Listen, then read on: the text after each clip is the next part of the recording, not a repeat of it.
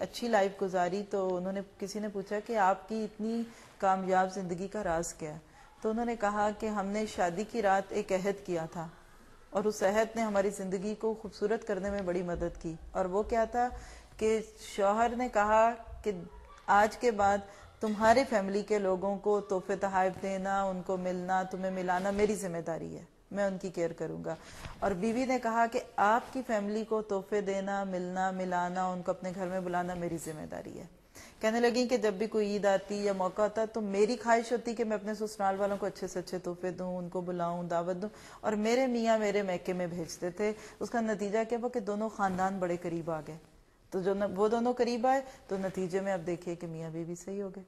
بعض دفعہ آپ دیکھیے کہ ہم سوچتے ہیں نا ہم اکیلے ہیں، لیکن اوپر کے لوگوں سے جو تعلقات ہوتے ہیں نا اس کا بڑا گہرا اثر پڑتا ہے شوہر اور بیوی پہ. ہم ہمیشہ یہ تو کہہ دیتے ہیں کہ ہاں میرا میاں اس لیے میرے سے ناراض رہتا ہے کہ اس کی ماں اس کو میرے خلاف پڑھاتی ہے یا فلاں. یہ ایک بڑی اہم بات ہے جو بڑی غلطی کر دیتی ہیں کچھ بہنیں، اور وہ کیا ہے کہ شادی کے فوراً بعد اپنے میاں کو اس کے گھر والوں کے خلاف کرنا شروع کر دیتی ہیں، یا ملے نا، یا اس کو اس طرح انٹرپریٹ کرنا کہ یہ سب ظالم ہے. اور اس میں بھی قصور کچھ ہم لوگوں کا ہی ہے. شادی کے موقع پر، خاص طور پہ شادی کے گانوں میں جو منظر کشی کی جاتی ہے لڑکی کے سامنے، وہ کیا ہوتی ہے کہ جہاں تم شادی ہو کے جا رہی ہو وہاں ایک بڑی ہونہار قسم کی ساس بیٹھی ہوئی ہے اور بڑی درندہ سے نندے بیٹھی ہوئی ہیں اور وہ تمہیں کھا جائیں گی. اب جو لڑکی ایسے تصورات لے کے جائے گی تو وہ ہر چیز کو کریٹیکلی دیکھے گی، تو نفرتیں دیکھے کبھی محبتیں نہیں ملتی. اگر کوئی غلطی یہ کر بھی چکی ہے نا تو ابھی بھی پیچھے پلٹ کے آ کے دیکھیں، اگر آپ کے ٹرمز اپنے گھر والوں سسرال والوں سے اچھے ہیں نا، فطری طور پہ آپ میاں کے قریب آ جائیں گے. ہر مرد فطرتاً چاہتا ہے کہ اس کی بیوی اس کے گھر والوں کے لیے اچھی ہو، اور ہم نے تو اللہ کے لیے کرنا ہے. بعض لوگ نہیں بھی خوش ہوتے، بعض لوگ زیادتی بھی کرتے ہیں، تو کیا ہوا، میں تو اللہ کے لیے کروں گی، آج میں ان کے لیے اچھا کروں گی، کل میرے لیے بھی کوئی اچھا کرے گا. تو یہ چیز بھی انسان کو بہت فائدہ دیتی ہے. پھر اسی طرح آپ دیکھیے کہ ایک چیز جس سے اور فائدہ ہو سکتا ہے وہ کہ دعا مانگے. اللہ تعالیٰ نے ایسی دعائیں سکھائی ہیں کہ جس سے خاندانوں کو مضبوط کیا جائے.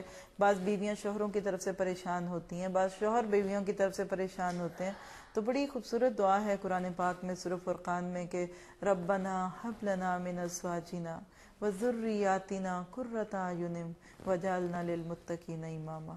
کہ اللہ میرے شوہر اور میرے بچوں کو میری آنکھوں کی ٹھنڈک بنا دے اور ہمیں متقیوں کا امام بنا دیں. اس طرح کی دعاؤں سے بھی فائدہ ہو سکتا ہے. پھر اسی طرح آپ دیکھیے ایک اور ٹپ کیا ہے کہ خط الوسع جھگڑے سے بچنا چاہیے.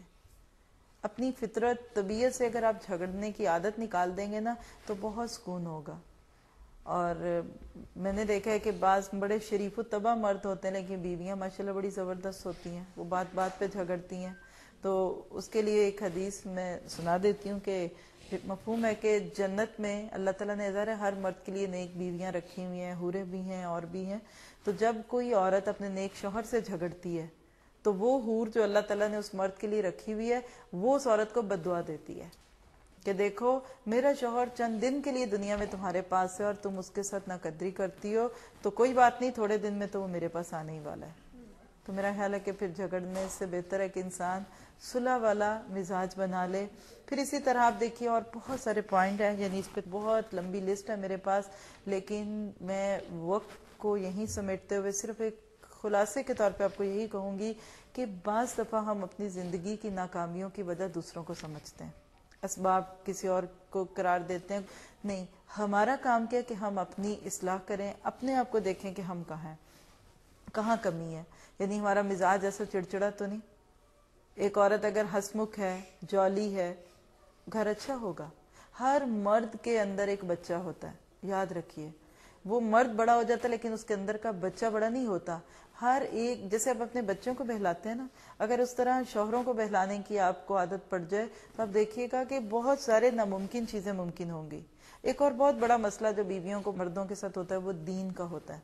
مرد زیادہ دین کی طرف راغب نہیں ہے، نماز نہیں پڑھتے یا اور کچھ غلط آتے ہیں. اس کے لیے یہ کہ آپ کا اپنا اخلاق، آپ کا اپنا عمل کردار، آپ جتنا دین کے قریب آتے جائیں آپ اتنا ہی زیادہ آپ اپنا اخلاق اچھا کرتے جائیں، مزاج درست کر لیں. پہلے جھگڑتے تھے اب جھگڑے نہ، بحث کرتے تھے بحث کرنی چھوڑ دیں. آپ دیکھیں گے کہ وہ جب آپ کے اندر ایک اچھی چینج دیکھیں گے کہ فلاں کلاس میں آپ جانے لگے تو آپ کی تبدیلی آگی طبیعت میں، وہ خود بخود اس دین کی طرف آئیں گے. ہمارا معاملہ کب بگڑتا ہے؟ جب ہم دین کی طرف آ کے اور چڑچڑے ہو جاتے ہیں، ماتھے پہ تیوریاں پڑ جاتی ہیں اور ہر وقت بس تنقید اور اس طرح کے کام کرتے ہیں، تو اس سے پھر وہ اور بھی دین سے دور ہوتے ہیں کہ یہ تو کیسے خشک مزاج لوگ ہو گئے. پھر اسی طرح آپ دیکھیے کہ شکر گزاری، یعنی میں نے جو چیز محسوس کی، سب سے پہلی چیز جو ایک عورت کو اچھی بیوی بننے میں مدد دیتی ہے وہ یہ ہے کہ دل سے شکر گزار ہوں. اگر یہ مرد ہمیں نہ بیاہ کے لے جاتے ہم کہاں ہوتے؟ آج اگر میرے پاس گاڑی ہے کہاں سے آئی، میرا گھر ہے تو یہ کہاں سے؟ خدا نہ خواستہ اللہ تعالیٰ سب کو محفوظ رکھے برے وقتوں سے، اگر شوہر آج چھوڑ دے کہاں رہے گی گاڑیاں، کہاں رہیں گے گھر، کہاں رہے گی یہ معاشرے میں عزت؟ یہ تو اللہ نے ان کے دلوں میں ڈالا کہ وہ اپنی کمائیوں کا 90% ہم پہ خرچ کرتے ہیں. ہم عیش کرتے ہیں، وہ دن بھر محنت کرتے ہیں، ہم اڑاتے ہیں لیکن دل سے قدر نہیں کرتے. نبی صلی اللہ علیہ وسلم نے فرمایا تم میں سے کوئی ایک برسوں بن بیاہی رہتی ہے اور پھر اللہ کا ایک نیک بندہ آتا ہے اور اس کو بیاہتا ہے اور یہ کہتی ہے کہ میں نے تیرے گھر میں سکھ نہیں پایا. شکر گزاری کی طبیعت پیدا کریں. ہم لوگوں نے ایک کورس شروع کیا نیا، ابھی آن لائن پہ بھی کلاسز ہوتی ہیں اور آن سائٹ بھی، رب کا پیغام میرے نام.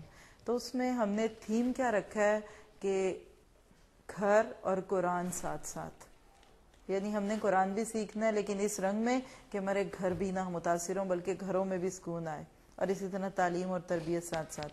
تو اس میں ہم لوگوں نے ایوری ویک ایک ٹپ سوچی ہے کہ جو ہم اسٹوڈینٹس کو دیں گے، پورا ویک ہر ساتھی جو ہے وہ اس کو اپنے گھر میں اپلائی کرنے کی کوشش کریں گی، تو پھر بعد میں ہم اس پہ ڈسکشن کریں گے.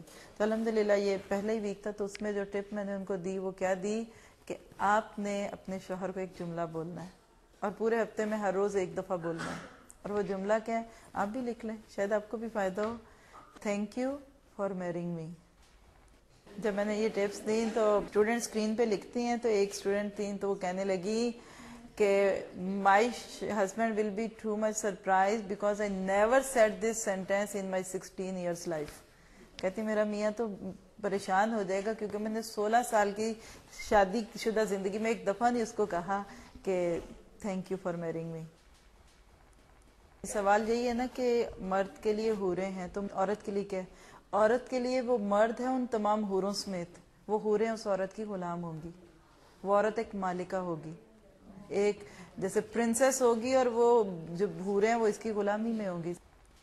جو آپ نے دو باتیں کی ہیں تو دونوں کو الگ الگ کر دیتے ہیں. ایک انہوں نے کہا کہ عورت کی فطرت میں یہ ہے کہ میں اور میرا میاں اکیلا ہو، ٹھیک ہے، اور دوسری بیوی نہ ہو. یہ اس دنیا تک ہے، آخرت میں اللہ تعالیٰ یہ جذبہ ختم کر دیں گے، ٹھیک ہے، پہلی چیز. اور دوسری بات آپ کہتے ہیں کہ بھائی مرد کی یعنی بیوی جو اور حوریں ہوں گی، آپ کیا سمجھتے ہیں کہ وہ مرد جنہوں نے زندگی میں اتنا صبر کیا ہمارے ساتھ، اب دیکھیے کہ ایک بندہ دنیا میں مکمل اللہ کا بندہ بن کے رہتا ہے، بستر چھوڑتا ہے، بیوی کو چھوڑتا ہے، مسجد میں جا کے نماز پڑھتا ہے، حرام چھوڑتا ہے، جھوٹ چھوڑتا ہے، کتنی قربانیاں دیتا ہے. کیا حق نہیں پہنچتا کہ اللہ تعالیٰ اس کو دے؟ اور ہم اس پہ کیوں پریشان ہوتے ہیں؟ دیکھیں کیا بچے 2-3 نہیں ہوتے؟ ایک بچہ کہے کہ میں اپنی ماں کا کلوتا بچے کیوں نہیں ہوں؟ 4 بچے ہیں نا، تو کیا 4 بچے ہونا پہلے بچے کا حق لینا نہیں ہے نا؟ اللہ تعالیٰ نے جیسے جذبے رکھے ہیں تو یہ تو کوئی بڑی بات نہیں ہے. آپ عورتوں کے پاس اتنا کچھ ہوگا ان کو اس کی بھی فرصت نہیں ہوگی. یعنی میں کبھی اپنے میاں سے یہ بات کہوں جو آپ کہہ رہی ہیں تو وہ کہتے ہیں تمہیں تو فرصت ہی نہیں ہوگی، تم تو وہاں کپڑے پہننے میں اور تم بازاروں میں، اور تم تو میری بھی پرواہ نہیں کرو گی، کیونکہ عورت کو اور چیزوں سے خوشی ملتی ہے. دنیا میں بھی دیکھیے کہ اللہ تعالیٰ نے رکھا ہے نا، عورت کی خوشی ہے کپڑے، گھر، زیور، جیولری. مرد کی خوشی ہے عورت میں. جنت میں ہر ایک کو وہ چیز مل جائے گی جو اس کی خوشی ہے. کیا آپ ذرا ایک لمحے کے لیے سوچیں، میں جملہ زبان پہ نہیں لانا چاہتی لیکن سوچیں، کوئی عورت چاہتی ہے کہ اس کے ایک سے زیادہ شوہر ہوں؟ کبھی آپ جتنی بیٹھی ہیں کبھی آپ کے دل میں آیا کہ کیا اچھا ہوتا میرے 2 شوہر ہوتے؟ عورت کی فطرت میں نہیں ہے. تو کیا یہ فطرت جنت میں جا کے بدل جائے گی؟ جی آج کے اس درس میں اصل چیز یعنی جس پہ میں آپ پوری بات کو ختم کروں گی وہ کیا ہے؟ یہ ساری چیزیں ثانوی ہیں، سیکنڈری ہو جاتی ہیں. اصل سکون کب آئے گا؟ جب گھروں میں دین آئے گا. یقین کریں. یہ آپ کو میں ایکسپیرینس سے کہہ رہی ہوں کہ جتنا آپ کی زندگی میں دین آتا رہے گا نا، یہ سب سوال کب اٹھتے ہیں جب اصل روح نہیں ہے دین کی. ہم صرف بحث پرائے بحث کرتے ہیں اور ہم اللہ تعالیٰ کو بھی نہیں چھوڑتے، نعوذ باللہ. اپنے جیسوں سے تو ہم بحث کرتے ہیں، رب کے فیصلوں